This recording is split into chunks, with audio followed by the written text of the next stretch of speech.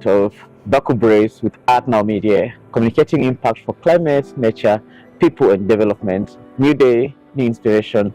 We're bringing you freshest content from Baku, having changemakers talk to us in their own perspectives and the little things they're doing with their community. And today we are joined by the amazing Kristian Noll, who is joining us at COP. Maybe tell us a bit about yourself, who you are, where you come from, and why you are at COP. Yeah, Kelly, well, thanks so much for having me. My name is Kristian Noll. I am originally from the United States, but I'm currently working in the United Kingdom. I'm based at the London School of Economics Religion and Global Society Research Unit, and we do research on intersections between faith and climate change. And I also chair the UNEP Faith for Earth Youth Council, which is a coalition of young people of faith engaged in climate advocacy around the world, trying to advance more sustainable lifestyles through their faith. And so I'm here at COP on behalf of both organizations to really figure out ways to bring young people of faith into climate discussions on the global level. Amazing. I think it's important when you talk about climate negotiations, climate conferences. At times people think it's finance people, it's politicians who are in this space, but we see young people of faith coming here. Maybe you talk to us a bit about what do you think is the role of faith in advancing climate advocacy at such spaces? Absolutely. Well, because I work at the London School of Economics, I'll start with some statistics that 85% of the world's population are religious, and about half of the world's population are young people, and in some places that's up to 60. So we see that the vast majority of the global population are either young or of faith, and so making sure that those voices are included in climate negotiations is really, really important. And in addition to that, we see that over 10% of global financial assets are controlled by faith-based organizations. 50% of educational institutions are founded by or run by faith-based institutions. And healthcare and often communities provision and services is provided by faith-based institutions around the world. So when we talk about a global challenge like climate change, I think we have to acknowledge the global reality that faith is a very, very important player in that. And so seeking to include that in the negotiations is something that I think is very, very important and that we're working on behalf of these organizations to do. Yeah, and I think maybe you're speaking about faith diplomacy, if I might put it that way. Yeah, absolutely. And I know like there's a lot that has happened like in the lead up to this conference. Maybe could you walk us into like maybe what are some of the activities that you've done over the year that led you to this particular moment at COP? Yeah, so at the Faith for Earth Youth Council, what we've done is try to convene our members and amplify their voices in the international space. So we've launched an initiative called the Member Spotlight Initiative, which is a series of interviews we've conducted with our members, highlighting their work, highlighting their contributions in their faith communities and in their communities of environmental advocacy.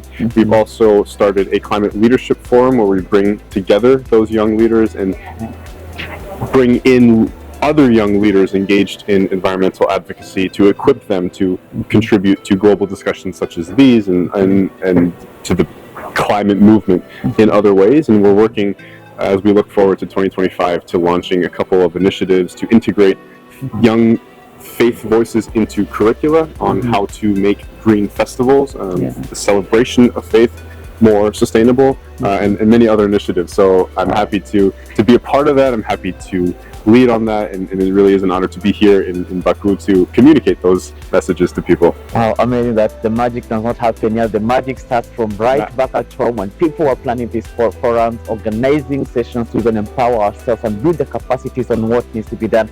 And if you're watching us, please give us a follow at Art Now Media, check our platforms and really tune in to hear a lot from these change makers. For instance, what Kristian is doing from a faith perspective and engaging young people to really be sure that we can use faith diplomacy to engage and influence climate negotiations. And maybe on that point, Kristian, maybe there's a lot of reason for people to give up hope and to feel the sense of despair in the world, but there's surely a lot that is being done in terms of climate, nature, biodiversity, and communities. Where do you see the future of the climate, nature, biodiversity, and faith in all these scales?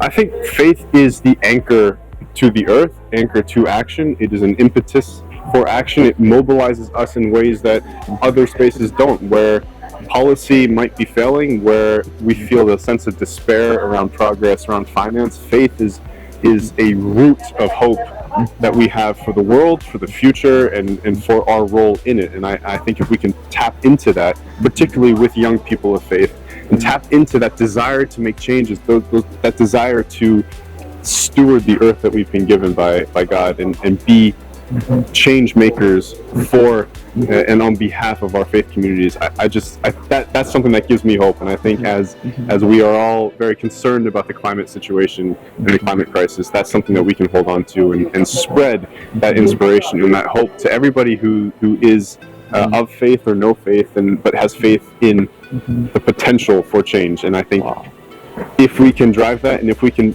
unite around that anchor, we can make significant changes in this space.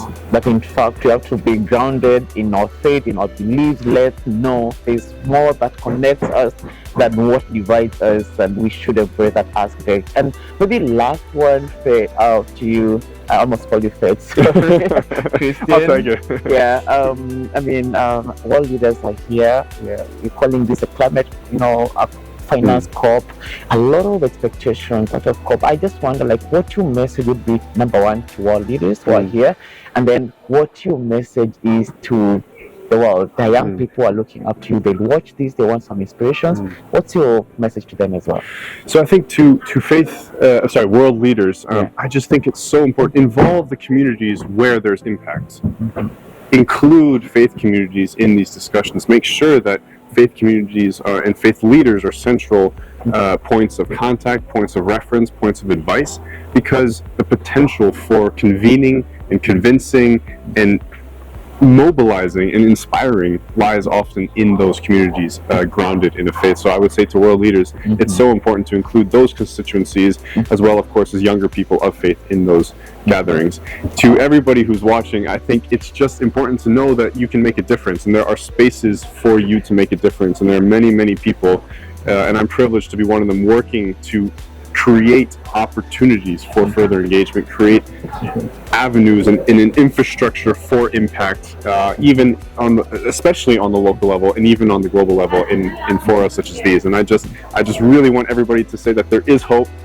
There is a reason to keep working, and let whatever faith it is that you have guide you in that, and know that there are spaces for you to make a difference. Amazing. And speaking of collaborations, I do hope that we will be able to collaborate with you into next year. What LEC is doing, what the Faith Forums for young people, the UN Faith Forums are doing, and I hope you'll be the one to really make this move forward and really working with more young people. We're going in Africa to advance this faith diplomacy and plan for COP30.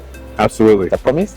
Well, I will promise that I will be part of that work, and in what capacity we'll figure that out. But yes, I promise that both at LSE and for the Faith for Earth Youth Council, that we want to be leading voices in this space, particularly when it comes to equipping young people with the religious literacy, with the skills to navigate these spaces, and provide enough platforms for them to engage in these discussions. Well, that sounds like a good one to take it off. But thank you so much, Kristian, for this opportunity, and thank you for being with us. Please keep tuned to Art Now Media and follow such conversations as you've heard from Kristian. Let's be part of this change. Let's be part of the transformation, and you can do the little you can with the little you have and transform the world into a better place. It's been a pleasure. I've been your host, Kaluki Paul, and Kristian Noll. Thank you very much. Thank you.